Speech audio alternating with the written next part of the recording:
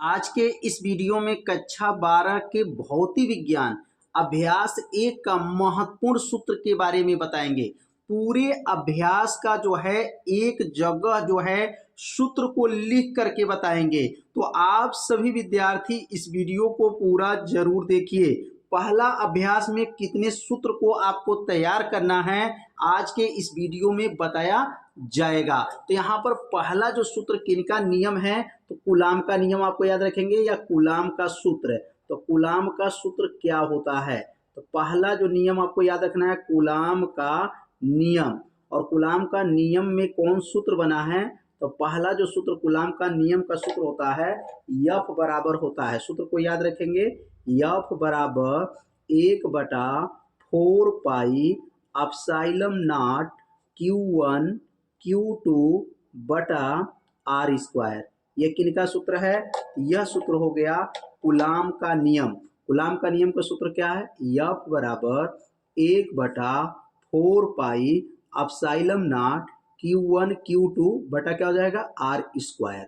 यह सूत्र बन गया कूलाम का नियम। अगर इस पर हम लोग सवाल लगाएंगे, न्यूमेरिकल हल करेंगे, तो लास्ट में इसका मात्रक क्या लिखेंगे, न्यूटन लिखेंगे, क्योंकि बल है और बल का मात्रक क्या होगा, न्यूटन होगा। अगर 1/4 पाई एप्सिलॉन नॉट को हटाते हैं तो इसका मान क्या होता है, इसका मान को आपको याद रख लीजिएगा। F बराबर होता है 9 गुणे 10 के पावर 9 होता है। 9 गुणे 10 के पावर 9 किसका मान है, 1/4 पाई एप्सिलॉन नॉट का मान होता है 9 गुणे 10 के पावर 9। और यहाँ बगल में Q1 Q2 बटा हो जाएगा R स्क्वायर। यह किनका नियम आ गया, कूलाम का नियम। कूलाम के नियम में 1/4 पाई एप्सिलॉन नॉट का मान आपको याद रखिएगा 9 गुणे 10 के पावर 9 होता है। अब यह कूलाम का नियम समाप्त हो गया। यह दो सूत्र आपको तैयार रखना है। अब यहाँ पे लिखेंगे, अब दूसरा सूत्र क्या है, ये पहला सूत्र हो गया। अब दूसरा सूत्र क्या है, अब इसमें दूसरा सूत्र पढ़ेंगे वैद्युत क्षेत्र की तीव्रता। क्या सूत्र होता है, वैद्युत क्षेत्र की तीव्रता। यहाँ लिखेंगे वैद्युत क्षेत्र की तीव्रता। तो वैद्युत क्षेत्र की तीव्रता का सूत्र क्या है, तो वैद्युत क्षेत्र की तीव्रता का फार्मूला, वैद्युत क्षेत्र की तीव्रता का फार्मूला क्या है, यहाँ सूत्र लिख लेंगे E बराबर क्या होता है, E बराबर होता है E बराबर F बटा Q होता है। E बराबर सूत्र क्या है, F बटा Q। ये किनका सूत्र हो गया, वैद्युत क्षेत्र की तीव्रता का सूत्र है F बटा Q हो गया। अब पूछेंगे यहाँ पर वैद्युत क्षेत्र की तीव्रता का मात्रक क्या होगा, तो यहाँ पर इसका मात्रक हो जाएगा न्यूटन प्रति, क्या हो जाएगा, न्यूटन प्रति कूलाम हो जाएगा। अब न्यूटन कहाँ से आ गया, बल का मात्रक न्यूटन और क्यू का मात्रक क्या होगा, कूलाम। तो न्यूटन प्रति क्या हो जाएगा, कूलाम हो जाएगा। तो ये वैद्युत क्षेत्र की तीव्रता जो है पहला सूत्र समझ में आ गया होगा। अब इसका तीसरा जो सूत्र देखेंगे, तो तीसरा सूत्र में भी वैद्युत क्षेत्र का तीव्रता ही पढ़ना है।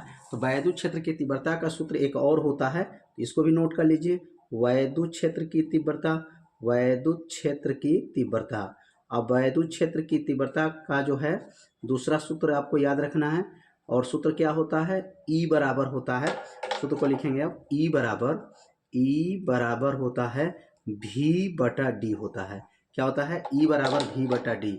और यहाँ E का नाम क्या है, वैद्युत क्षेत्र की तीव्रता हो गया, और V का नाम क्या है, तो विभवांतर हो जाएगा, और D का नाम क्या है, दूरी है। तो यहाँ लिखेंगे, यहाँ पर E बराबर सूत्र हो गया V बटा डी, और इसका मात्रक क्या हो जाएगा, इसका मात्रक वोल्ट प्रति मीटर हो जाएगा। क्या बनेगा, वोल्ट प्रति मीटर हो जाएगा। यह वैद्युत क्षेत्र की तीव्रता का दो सूत्र हो गया।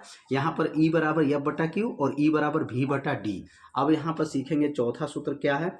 अब यहाँ चौथा सूत्र इसमें क्या पढ़ना है, तो चौथा सूत्र हो जाएगा वैद्युत क्षेत्र का तीव्रता ही सूत्र है, लेकिन एक बिंदु आवेश के कारण है।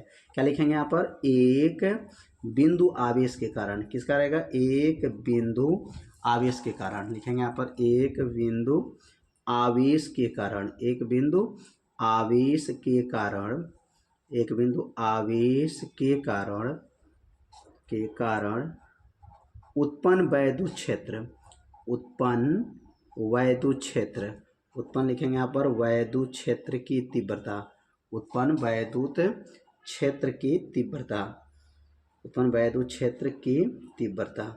अब यहाँ पर इसका सूत्र क्या होगा, तो तीव्रता का सूत्र क्या बनेगा, तो E बराबर हो जाएगा, E बराबर होता है, सूत्र को याद रखेंगे, E बराबर 1/4 पाई एप्सिलॉन नॉट, और होगा यहाँ पर Q बटा आर स्क्वायर। ये किनका सूत्र है? वैद्युत क्षेत्र की तीव्रता का यह सूत्र है और यह एक बिंदु आवेश के कारण है। क्या है? एक बिंदु आवेश के कारण वैद्युत क्षेत्र के तीव्रता का सूत्र हो गया। तो 4 सूत्र जो है आप लोग समझ गए होंगे। तो अब सीखेंगे यहाँ पर 5वां सूत्र क्या है। तो अब यहाँ पर है 5वां में, याद रखेंगे अच्छी स्थिति में वैद्युत क्षेत्र की तीव्रता क्या है और निर अच्छी स्थिति में वैद्युत क्षेत्र की तीव्रता क्या है। तो यहाँ पर लिखेंगे अच्छी स्थिति में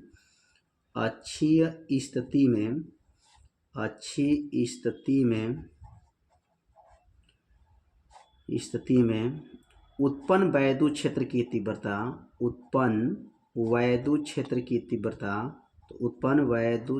की तीव्रता क्या होता है?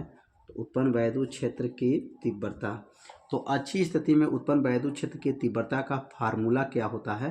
तो अब यहाँ फार्मूला लिखेंगे।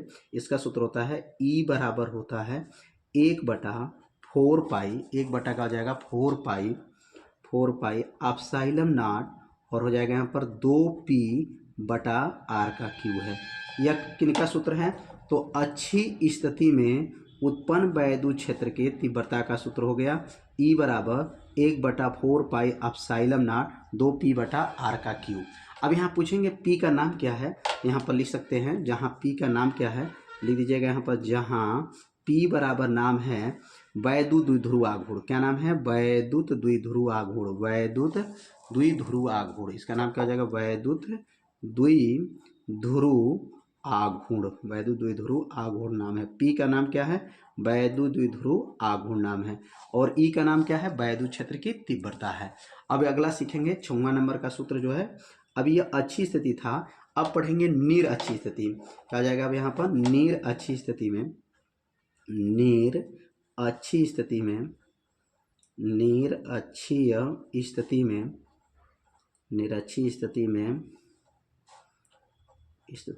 उत्पन्न वैद्युत क्षेत्र की तीव्रता का सूत्र क्या है? तो वैद्युत क्षेत्र की तीव्रता और इसका सूत्र होता है E बराबर, सूत्र हो जाएगा E बराबर। अब देखिए अच्छी और निर अच्छी में क्या अंतर है, तो बस थोड़ा सा आपको सूत्र में ध्यान देना है। E बराबर 1/4 पाई एप्सिलॉन नॉट होता है। बस इस सूत्र में 2p, इसमें p केवल रहेगा, p बटा r का क्यूब। सूत्र में अंतर देख लीजिए क्या है। ऊपर वाले सूत्र में और नीचे वाले सूत्र में क्या अंतर दिखाई दे रहा है? बस इसमें ऊपर 2p, इसमें केवल p रहेगा अच्छी और निर अच्छी स्थिति में।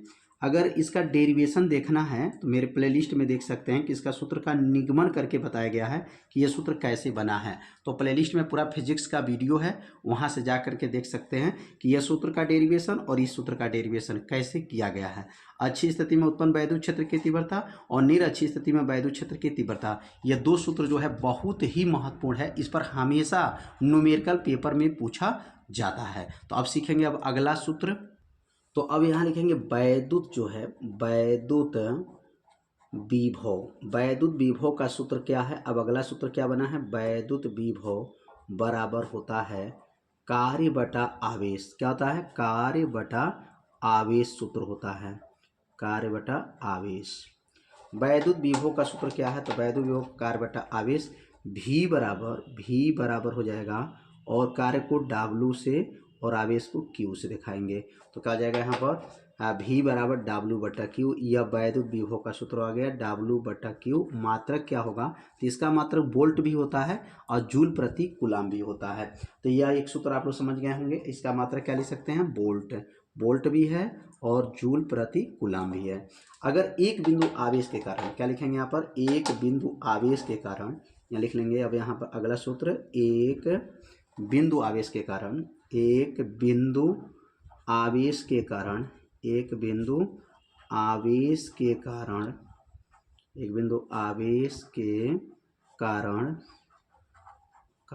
उत्पन्न वैद्युत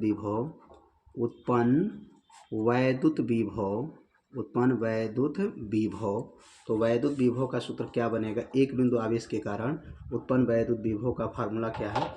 V बराबर हो जाएगा, V बराबर 1/4 पाई एप्सिलॉन नॉट और यहाँ हो जाएगा Q बटा R। याद रखेंगे यहाँ पर Q बटा क्या हो जाएगा? R हो जाएगा। किनका सूत्र है? एक बिंदु आवेश के कारण उत्पन्न वैद्युत विभव का सूत्र है V बराबर 1/4 एप्सिलॉन नॉट Q बटा R। यह सूत्र जो है किनका सूत्र है? एक बिंदु आवेश के कारण उत्पन्न वैद्युत विभव का सूत्र है। और यह सूत्र जो है बहुत ही IMP है, इस पर हमेशा सवाल पूछा जाता है। अब अच्छी स्थिति में पढ़ेंगे, अच्छी स्थिति में वैद्युत विभव का सूत्र क्या है। अब अगला बनेगा, यहाँ पर लिखेंगे अच्छी स्थिति में, अच्छी स्थिति में वैद्युत विभव, अच्छी स्थिति में वैद्युत विभव का सूत्र क्या होता है।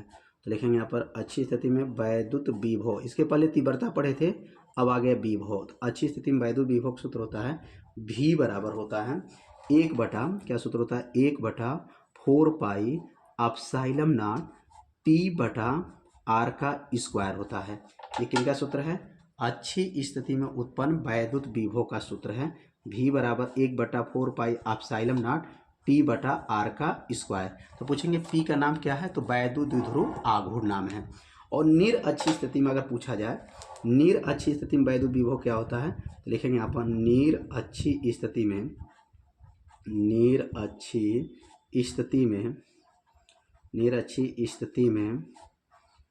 स्थिति में वैद्युत विभव का सूत्र क्या है।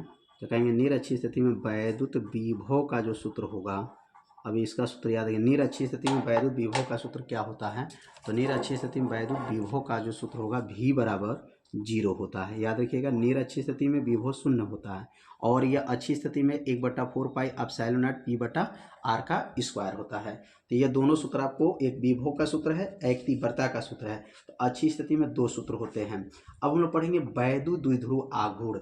अब क्या होता है, अगला सूत्र क्या बनेगा, वैद्युत द्विध्रुव आघूर्ण क्या है, वैद्युत द्विध्रुव आघूर्ण, वैद्युत लिखेंगे यहाँ पर द्विध्रुव आघूर्ण। तो वैद्युत द्विध्रुव आघूर्ण का सूत्र क्या है, तो वैद्युत द्विध्रुव आघूर्ण को किससे दिखाते हैं, P से दिखाते हैं। और P का सूत्र क्या होता है, तो वैद्युत द्विध्रुव आघूर्ण P बराबर होता है Q गुणे 2L।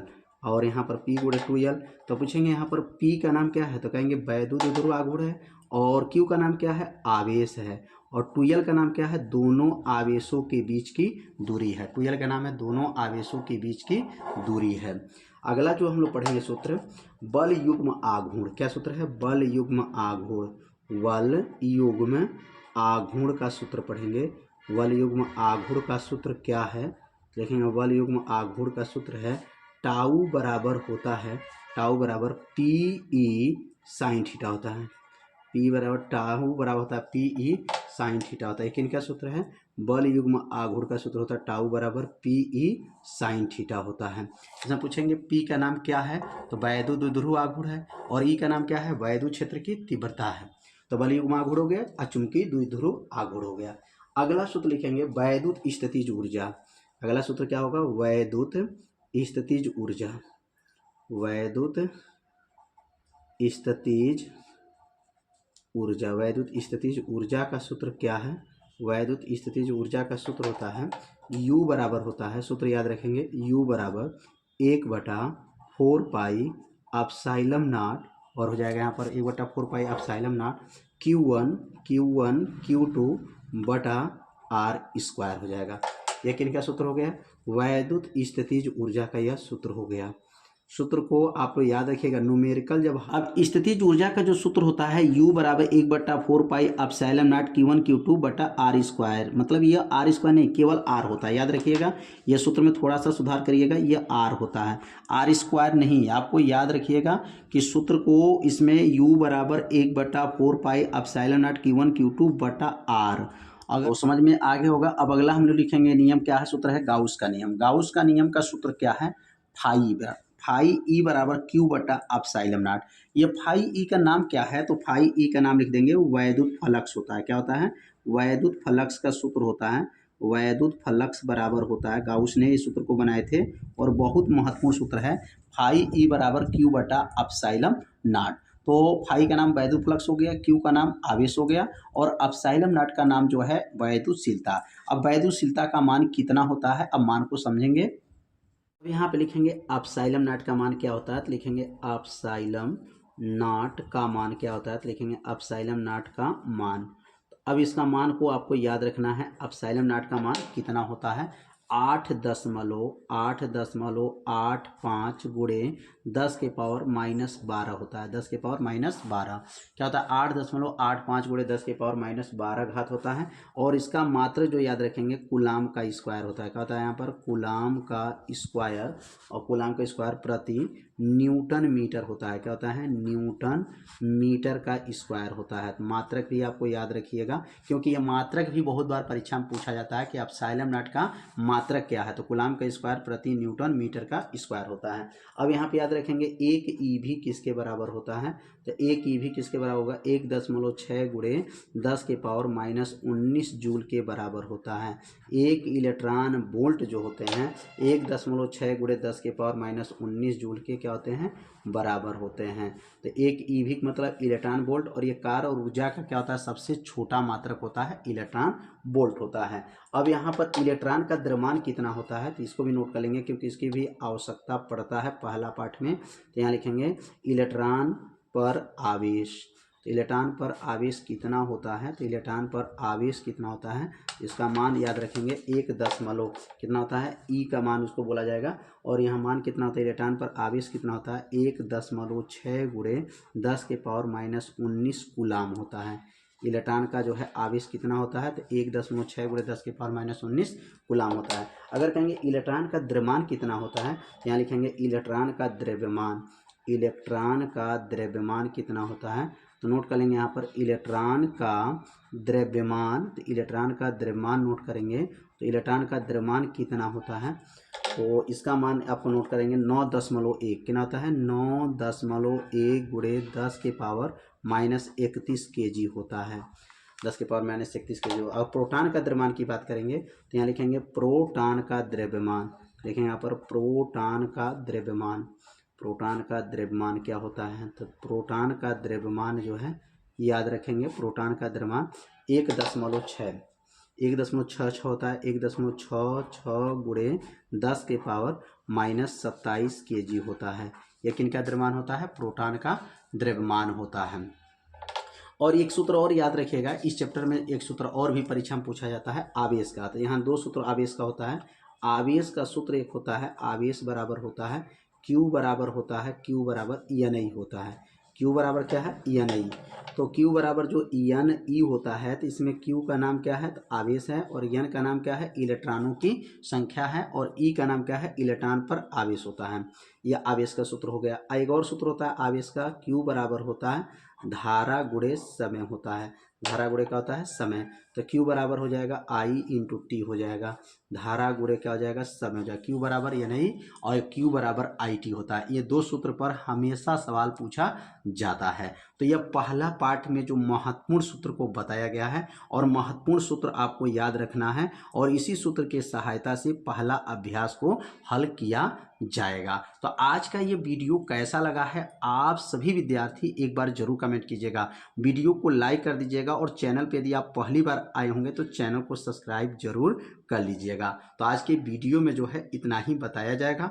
मिलते हैं अब अगले भाग में, दूसरे पाठ में। दूसरे पाठ का महत्वपूर्ण सूत्र बताया जाएगा, और उसको जो है बताने के बाद डिस्क्रिप्शन बॉक्स में उस वीडियो का लिंक दे दिया जाएगा, वहां से दूसरे पाठ का वीडियो आप सभी विद्यार्थी देख सकते हैं। तो मिलते हैं अब अगले भाग में, तब तक के लिए जय हिंद, जय भारत।